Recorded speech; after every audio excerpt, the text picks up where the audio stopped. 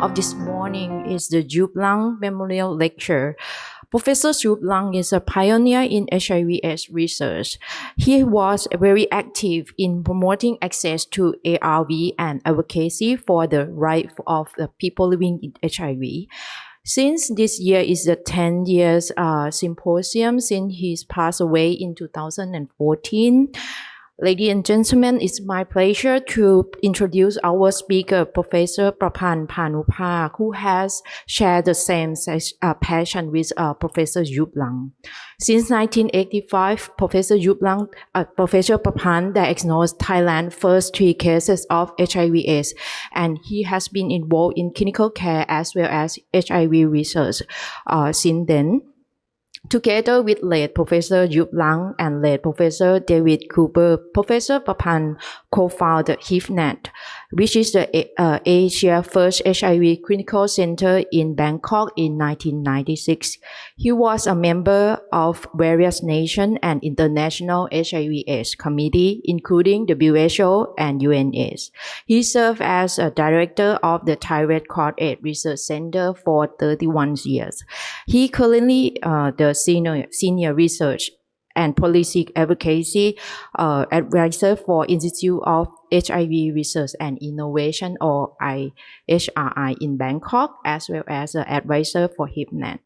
He also a strong advocate for treatment and prevention as well as the same-day ART. He starts pioneer work of the key population-led health service in Thailand. Today, he will share us about the topic, the role of the doctor activist in enhancing health outcome. Please join me, welcome Professor Praphan. Thank you very much, Dr. Sivaporn. I would like to thank the conference organizer in asking me to give this talk in order to honor and memorize our great colleague, Professor Joep Lange from the Netherlands, who is a champion in doctor activist. Professor Joep Lange was the greatest proponent of test and treat. That means when you have to test it early and treat it early, which is good for the patient himself as well as good for public in terms of prevent further transmission, so-called treatment as prevention. Joep died in a plane crash on July 17, 2014, on his way from Amsterdam to the conference in Melbourne due to a missile fired from Ukraine territory. Actually, I had an appointment to have dinner with him the next day. His lifetime partner, Jacqueline Van Tongeren, was also killed at the same crash. This is the front cover of our HIV-NAT annual report in early 2015. Joep is a great HIV clinician and researcher in both HIV prevention and treatment. He has great interest in global health, fights inequity, especially in African continent. He also fights poverty in order to reach sustainable development goal. He also has a great favor in terms of building a new, stronger generation of researchers. Dr. Anjali and Dr. Nitya are the products of this endeavor. In a book written by Joep's student, Seema Jasmine, she quoted several arguments of Joep Lange. For example, for conservative doctors and conservative policymakers who say ART for all is impossible in resource-limited settings, we must wait until randomized control trials came out and also demonstration projects. However, Joep argued, if we can get Coca-Cola and beer to every corner of Africa, why should we not get the same thing for ARV? It is pivotal that different treatment as prevention scenarios are being explored in effectiveness studies. They should inform but not delay the planning and rollout of treatment as prevention. He also added, treatment as prevention is a smart investment. There's no harm. So it's unethical to allow new HIV infections to occur and occur until it's knowing that it's for sure that it has a clinical benefit. In the same book, a foreword written by Joep's good friend, Princess Marble Van Orange, describes very well. Joep's leadership style was fierce and honest. Joep dared to be upfront with those in power and hold them accountable for their actions or inactions against HIV. His words could make people uncomfortable, but they certainly spur action. This is the picture of our three co-directors of HIV-NAT. HIV-NAT was formed, as you heard, 1996. We had the first Bangkok Symposium in 1998. This year is the 26th annual Bangkok Symposium. Unfortunately, both of two my co-directors have passed away. I'm the only survivor. Doctor or physician, especially practicing doctor, knows the problems and the needs of his patients very well. He will try to use his knowledge and skill to help them. If nothing can be done due to inequity or injustice, where science is there, most doctors will just sit quiet or try to keep others quiet for their hidden research agenda and wait until the conditions improve or their research has been completed. However, some doctors may argue and negotiate with local or international authorities, mainly academicians or policymakers, in order to get some things done, especially life-saving ARV. The latter type of doctors are so-called doctor activists. The benefit is not for that doctor, but it's for all patients and for the better. If doctors who know things well do not speak out for the patient, who will? A doctor activist will speak out loudly to the public about the unjustified conditions that his patient is facing or receiving from the government or from the public.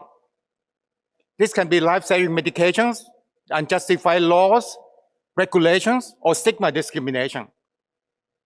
The loud, criticizing, and annoying voice will be listened more if it can come up with some suggested solutions. Gradually will be even more if it can also undertake certain pilot projects and demonstrate the success or sometimes maybe failures of his suggested solutions. If successful, he should be able to document it, publicize it, and bring it to the attention of national and international policy makers to make changes.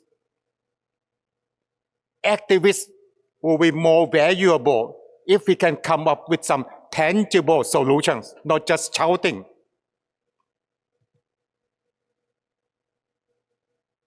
The second type of doctor activist, he may think out of the box and create certain activities which may not be necessarily be innovative, but improvisational or impromptu. These ideas may be difficult at the beginning or seem to be impossible, but with its strenuous effort, it finally proves successful and useful, which can lead to national policy. In this case, this type of doctor activist is not as fierce as the first one, but still makes changes. I will just give you some examples of the things that I have done in the last 4 decades, which I think it can make some changes. In the early 1990s, infected people have to be reported to the Ministry of Health. However, cases of confidentiality leak happen. That brings a lot of fear for HIV testing. So they just try to escape from scheduled testing. A request was made to the Thai government in order to allow Thai Red Cross to set up a no-name VCT clinic. Fortunately, Mr. Michai Vilawaitaya, the minister in charge, agreed for that. Clinic opened its door in July 1991. It was well received. Many people were diagnosed and many secondary transmissions had been stopped. Its success led to the suspension of the reporting law and also to offer anonymous testing and counseling nationwide. The second example is HIV-NAT, the HIV Netherlands, Australia, Thailand research collaboration, the first HIV clinical trial center in Asia. In early 1990, I tried to ask international pharma to give a reduced price ARV for Thai patients. It was unsuccessful because I was nobody at that time. Then I got the sympathy, the help from Professor Joep and Professor David Cooper, whom I met at the WHO Task Force Committee. They helped to advocate with the pharmaceutical companies in order to take the risk of setting up a clinical trial center in Bangkok, because they have to pay for the drugs and also for the infrastructure of the center, hoping that some meaningful research can come out and change some certain treatment guidelines. HIV-NAT was established in July 1996 with total support from the drug companies, even up to now. Thousands of lives were saved. Many of them, or most of them, are still living nowadays. Its success resulted in public cry for life-saving drugs, leading to local production of ARV, and finally, universal health coverage of ARV 10 years later.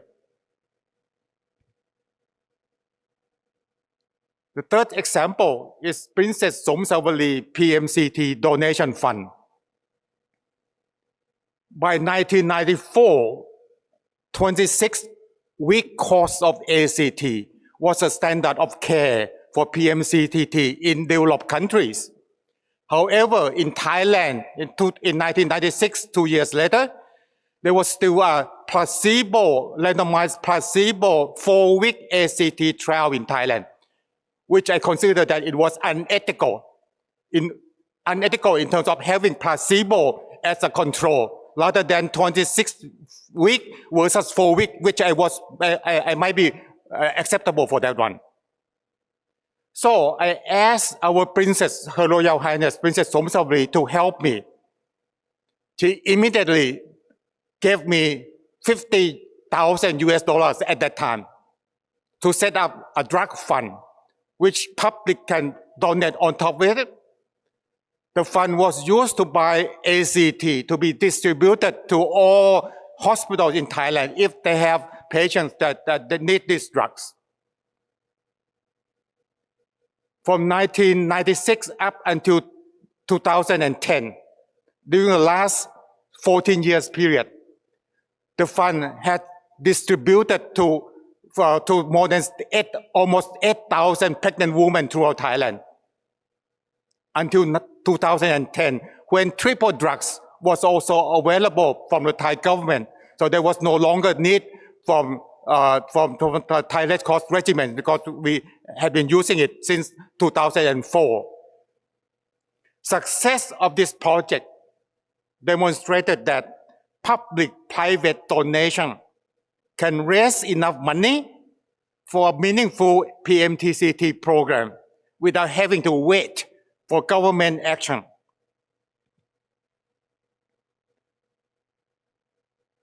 key population-led health services.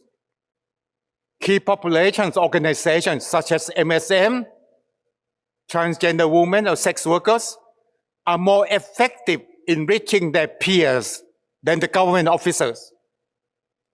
So if they can be equipped or strengthened to deliver certain needed services, for example, HIV, STI testing, not just reaching their peers, but should be able to test them as well. And also provide PrEP if they need PrEP. Their values will be multiplied. However, such services in Thailand are legally controlled by various professional organizations like Medical Council, Medical Technology Council, Pharmacy Council. So a lot of efforts have to be made to convince or to advocate with this organization until they agree. With the grant from USAID through PEPFAR, lay providers were trained, certified, and let them to carry out some pilot work since 2014. The success of this approach made the recognition by Ministry of Health and then made legalization of KPLHS services 5 years later. This is the scheme, starting from training lay people, certify them, allow them to work, show the results. So in 2019, Professor Piyasakon, the minister at that time, signed a MOPH law or regulation allowing or legalize the work of KPLHS in Thailand. This then allowed this CBO to be able to receive direct funding from the government, which will make them sustainable in delivering the services. These are some examples that I would like to show you about my debate or argument with various authorities in the past 40 years. For example, I was against mandatory HIV testing of sex workers. In the beginning, at the early years, every sex worker will have an ID card with them, with the stamp that HIV test was positive or negative. For sure, for those who are HIV test positive, they will not show the card to anyone. But for those who are negative, we always show the card to the clients. That means no longer need to use condom because the test was negative. The same thing, I also disagree with preoperative HIV screening because at that time, if the HIV positive, the scheduled operation was cancelled. I was not successful along this line because right now they still do preoperative HIV screening, but they operated on almost every cases. I was also against the OBGYN guidelines in Thailand at one time of terminating the pregnancy or doing tubal ligation for infected pregnant women. Many women were very afraid of that. I was also in disfavor of building a ward or a sanatorium, leprosy sanatorium. Thai Red Cross has been using the triple regimen for PMTCT since 2004. So in various international meetings, I always confronted with the WHO PMTCT guidelines, especially Lynn Moffinson, about why not to use heart for PMTCT, whereas it's being used in all developed countries. Until 2010, WHO then agreed to use heart, which Thailand followed that. During 2014, Thailand was revising the Thai guidelines. We were about to change the guidelines from less than 350 to less than 500, according to WHO, to start ART. Okay, in the past it was less than 350. So 2014, everyone said we should start when CD4 was less than 500. I was the only one in the committee, because I was the chair of that committee, saying that we need to step ahead, a step forward, rather than to follow WHO.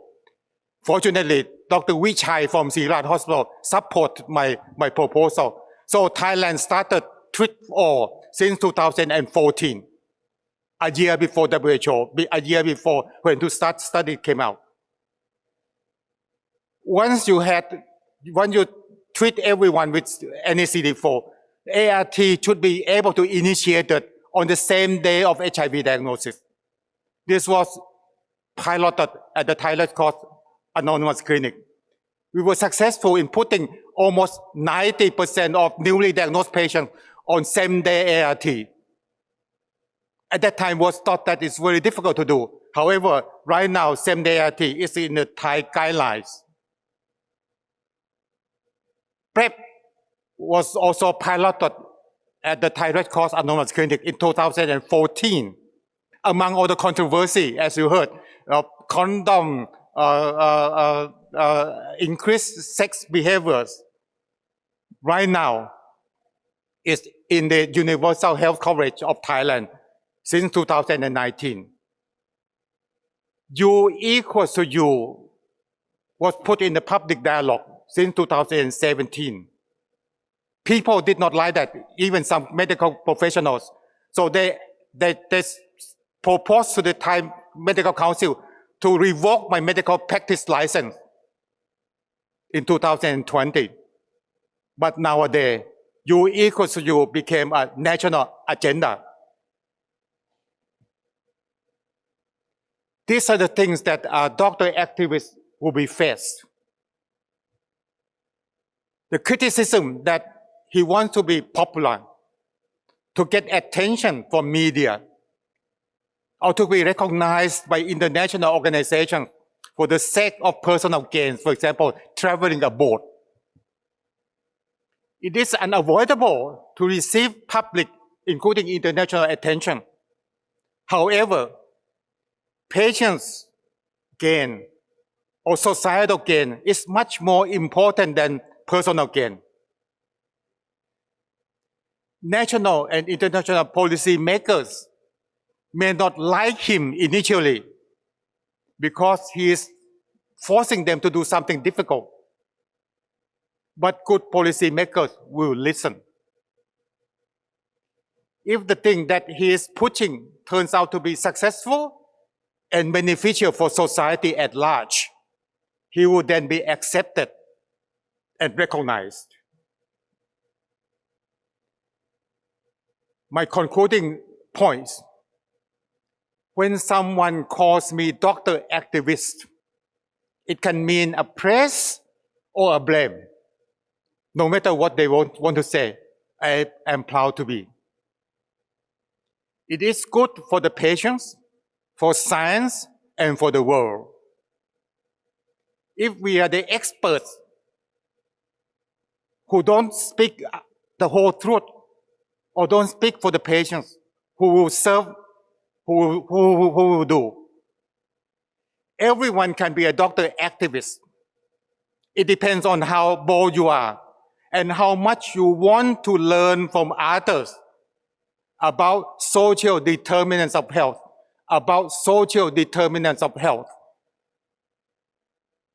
HIV is not just a disease. Let's salute the previous doctor activists that I know.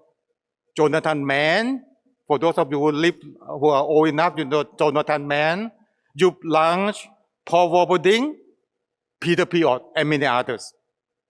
And also let's salute the future doctor activists like Dr. Nitya Phanuphak.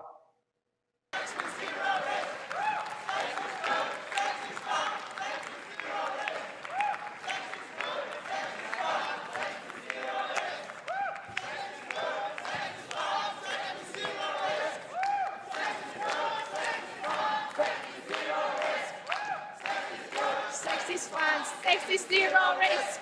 Sex is good, sex is fun, sex is zero risk. You can go. You can go. Wait for behind.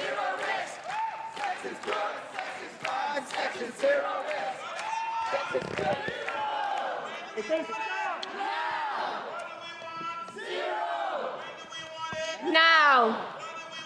Zero. Now.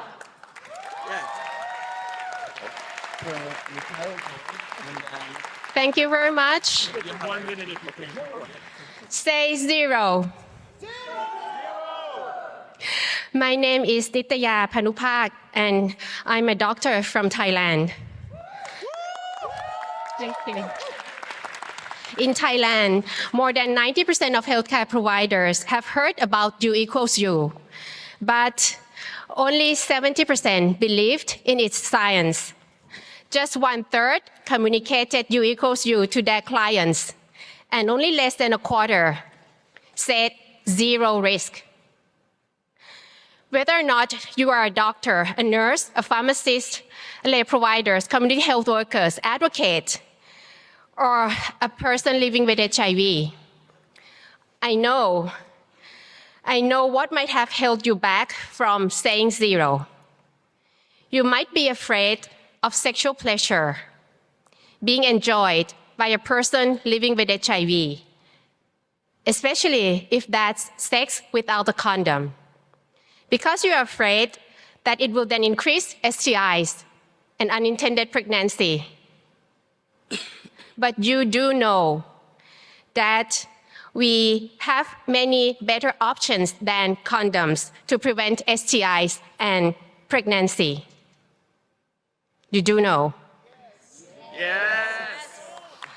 It is therefore an informed decision to be made by a person living with HIV to choose their prevention tool of choice. Yes. With the launch of the WHO policy brief on the role of HIV viral suppression in improving individual health and reducing transmission, it is now time to let go of your intersectional prejudice towards a person living with HIV. It is now time to be confident in U equals U science. And it is now time to say zero clearly and firmly. Zero without tempering the message to distort the clear science. We cannot wait even for another second to bring back what HIV and society have taken away from a person living with HIV. We cannot wait because we have the tools ready for everyone to achieve the first U, the undetectability. It is our role, it is your role to bring that first U to the individual with equity. We cannot wait because not saying zero is a human rights violation. And we cannot wait because not saying zero is a violation of medical ethics. Yes. Especially in many settings where paternalistic and hierarchical medical health care are there. Trust me, by saying zero, you are returning dignity to a person to live and love with HIV. By saying zero, you are maximizing the use of the undetectability of the viral load to fulfill a person's life. And by saying zero, you are a human rights defender. Please be one of us to say zero. Thank you. Okay, thank you very much for your attention. Thank you very much, Professor Praphan, for sharing your work in the past 40 years and also the inspiration for the activists.